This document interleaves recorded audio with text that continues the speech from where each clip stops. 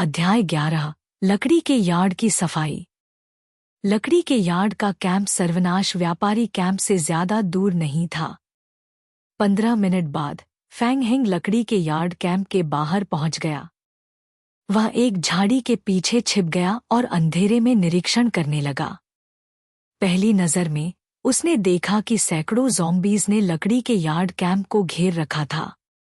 क्षेत्र ज़ॉम्बीज से भरा हुआ था और उनकी कराहटें उसके कानों में गूंज रही थी। जो भी यह दृश्य देखता उसका दिल दहल जाता।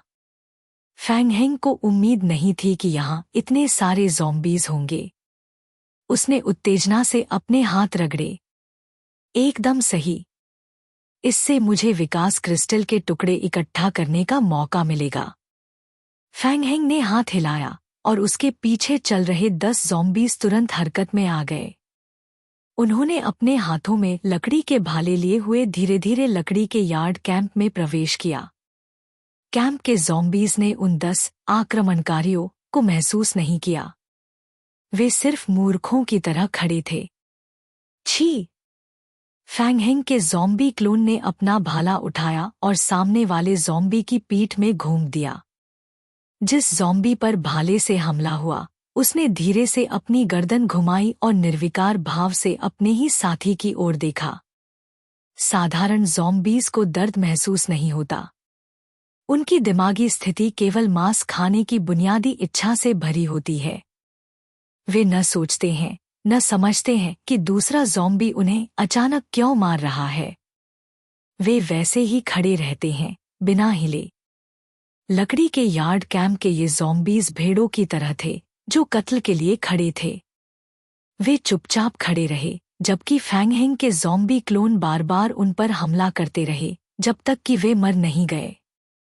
सूचना, आपके ज़ॉम्बी क्लोन ने एक कमजोर ज़ॉम्बी को मार दिया। एक सर्वाइवल पॉइंट मिला। सूचना, आपके ज़ॉम्बी क्लोन ने एक ताकतवर ज़ॉम्बी को मार दिया। 3 सर्वाइवल पॉइंट मिले। सूचना, आपके ज़ॉम्बी क्लोन ने एक ताकतवर ज़ॉम्बी को मार दिया। 3 सर्वाइवल पॉइंट मिले। विकास क्रिस्टल का टुकड़ा एक प्राप्त हुआ। फैंग हेंग झाड़ियों में छिपा हुआ था और खेल की सूचनाओं को शांति से देख रहा था।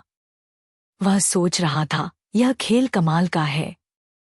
पहले तो ज़ॉम्बीज को मारते हुए देखना रोमांचक था, लेकिन थोड़ी देर बाद फैंग हेंग थोड़ा ऊब गया। वह जमीन पर बैठ गया, अपने बैग से फल का कैन निकाला और खाने लगा। क्या करें, उसकी प्रतिभा स्किल बहुत ही ताकतवर थी। ज़ॉम्बी सर्वनाश की दुनिया में एक ज़ॉम्बी क्लोन मिलना वाकई फायदेमंद था।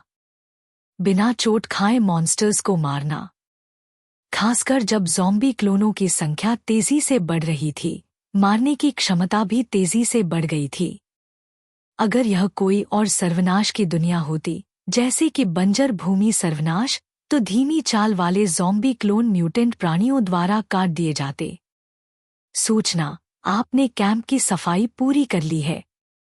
सूचना, आपने लकड़ी के यार्ड कैंप को साफ करने का मिशन पूरा किया है। कृपया सर्वनाश व्यापारी कैंप लौटें और व्यापारी वेटेल से इनाम प्राप्त करें। 3 घंटे बीत चुके थे जब खेल की सूचना बजने लगी। 3 घंटे में उन अशांत ज़ॉम्बीज को मारकर निपटाया गया था।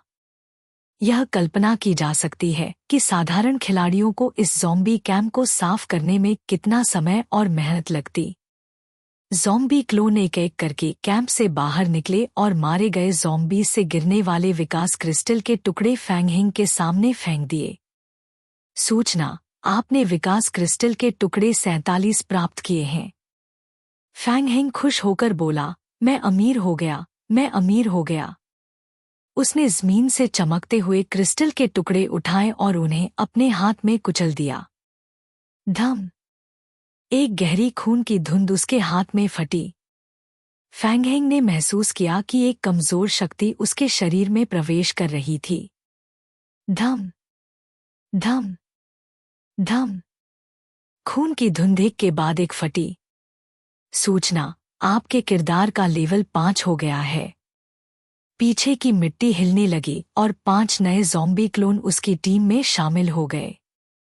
फैंग हेंग बहुत संतुष्ट था। उसकी ज़ॉम्बी सेना एक तिहाई बढ़ गई और उसकी लड़ाकू क्षमता में बड़ी बढ़ोतरी हुई। अब लेवल 5 पर पहुंचने के बाद साधारण विकास क्रिस्टल टुकड़े अब अनुभव अंक नहीं देंगे। अगले स्तर पर बढ़ने के लिए उच्च स्तरीय पूर्ण विकास क्रिस्टल की आवश्यकता थी। फैंग हेंग ने बाकी बचे 13 टुकड़े अपने बैग में डाल लिए और ज़ॉम्बी समूह को लकड़ी के यार्ड से सामग्री इकट्ठा करने के लिए भेज दिया। 10 मिनट बाद फैंग हेंग चारों ओर बिखरी सामग्री से घिरा हुआ था। सूचना, आपके ज़ॉम्बी समूह ने लकड़ी के यार्ड कैंप की खोज की है। आपको छोटे बैरल पेट्रोल 2, लकड़ियाँ 21, खाना पकाने का बर्तन 1, स्टील की लकड़ी काटने की कुल्हाड़ी 33, लकड़ी 291, पुराने पार्ट्स 23, टूटी हुई साइकिल 1, कबाड़ सामग्री 2, चिथड़े 21, जमी हुई पकौड़ी 10, लकड़ी के यार्ड कर्मी की जैकेट 24 प्राप्त हुई है। क्या खजाना मिला है? फैंग हेंग की आंखें चमक उठीं।